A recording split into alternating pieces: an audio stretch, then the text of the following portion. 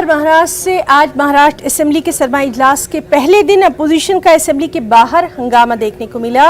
और जिस तरह से लगातार हम बात कर रहे थे, हमारे साथी हमारे साथ मौजूद थे, वो यही बता रहे थे कि हुकूमत और अपोजिशन दोनों ही अपनी अपनी तैयारियों के साथ आज इस असेंबली सेशन की शुरुआत करेंगी। आपको बताएं कि अपोजिशन असेंबली की सीढ़ियों के बाहर हंगामा करते नजर आए, साथ ही साथ बहस भी एक दूसरे के साथ करते नजर आए।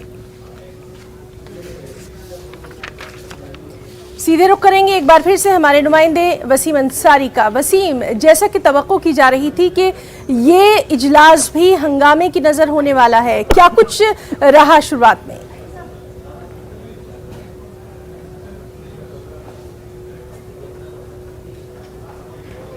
देखिए, शुरुआती दिन ही देखा गया है कि विपक्ष और हुकूमत दोनों ही आमने सामने नजर आ रहे हैं। साफ तौर पे एक वजह ये भी नजर आ रही है कि पिछले कुछ दिनों से जिस तरह से सीएम उद्धव ठाकरे की जो तबीयत थी वो ठीक नहीं थी, जिसकी वजह से वो कई बार कामकाज से दूर नजर आए। पिछले 2-3 कैबिनेट में देखा गया कि वीडियो कॉन्फ्रेंसिंग के जरिए उसमें शामिल हुए, लेकिन आज विधानसभा सत्र का पहला दिन था तो ये उम्मीद लगाई जाती है कि सीएम उद्धव ठाकरे यहाँ पहुंचेंगे, लेकिन वो यहाँ पहुंचे नहीं है, जिसके बाद विपक्ष ने उन पर निशाना साधना शुरू कर दिया है। यहाँ तक की मांग करने की शुरुआत कर दी है कि आपकी अगर तबीयत सही नहीं है और आप कामकाज से दूर होते हैं तो ऐसे वक्त में अपना उत्तरदायित्व किसी और को दे दीजिए, ताकि ये इस तरीके से सदन में कामकाज चलता रहे। कई सवालिया निशान उठा रहे हैं सीएम उद्धव ठाकरे को लेकर, और साथ ही ये भी मांग कर रहे हैं कि जल्द से जल्द इस बात का खुलासा किया जाए कि सीएम उद्धव ठाकरे हाउस आएंगे या नहीं आएंगे। अगर नहीं आते हैं तो डिप्टी सीएम के हाथ में कामकाज का भार सौंपा जाए ताकि किसी भी तरह की कोई दिक्कत नहीं आए। तो वहीं पर शिवसेना भी इस मामले को लेकर काफ़ी आक्रामक नजर आ रही है। साफ तौर पर उनका कहना है कि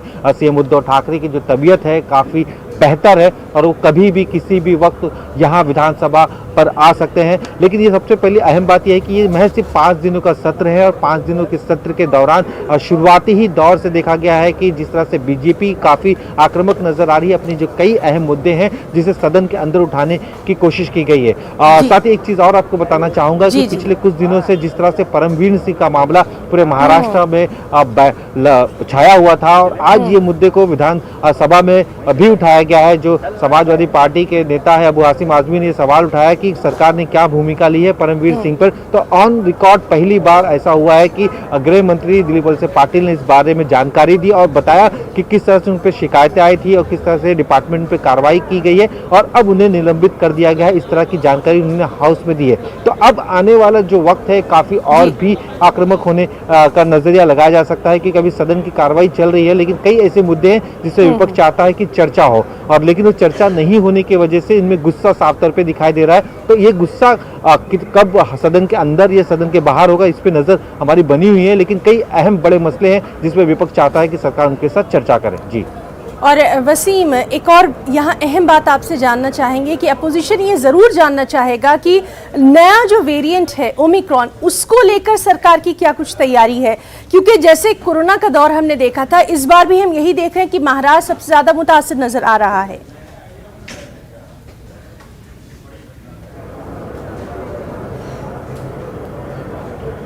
जी जरूर, जिस तरह से देखा गया जो महाराष्ट्र के आंकड़े ओमिक्रॉन के बढ़ते हुए नजर आ रहे हैं। आप आंकड़ों की बात करें तो अब तक 54 ऐसे मरीज हैं जो सामने आ चुके हैं, और अब भी कई है जो टेस्टिंग में है, और हर दिन ये आंकड़े बढ़ते हुए नजर आ रहे हैं। ऐसे वक्त में मुंबई हो या फिर दूसरे जिले हैं, उन सभी जिलों में स्कूल भी तक शुरू हो चुके हैं, 1ली से 7वीं तक के। और ये जो नया वेरिएंट है वो कहीं ना कहीं बच्चों को सबसे ज़्यादा इफेक्टेड कर रहा है। तो बच्चों की सुरक्षा सबसे बड़ा अहम सवाल है। कोविड के दौरान भी विपक्ष ने इस बात को उठाया था कि कई तरह के नंबर्स बढ़ रहे हैं, जो सुविधाएं देने की बात सरकार कर रही है वो सुविधाएं नहीं दे रही है, इसमें कई तरह के घोटाले हो रहे हैं। अब ऐसे में नया वायरस कहीं ना कहीं मुसीबतें जरूर पैदा कर रहा है। तो आगे क्या भूमिका है सरकार की, क्योंकि अब तक अगर देश के आंकड़े देखें तो 200 के ऊपर है, तो जिसमें से 54 से ज़्यादा महाराष्ट्र में निकल रहे हैं। उनके लिए तैयारियां क्या है, स्कूल शुरू कर दिए गए तो बच्चों के लिए किस तरह से इंतजाम किए गए हैं, क्या जरूरत पड़ने पर इसे बंद कर दिया जाएगा, और साथ ही 31 दिसंबर के जश्न को लेकर किस तरह की उनकी तैयारियां हैं, क्या किस तरह से नजर बनाए रखेंगे, क्योंकि भीड़ जमा होगी और उस दौरान किस तरह से वेरिएंट पे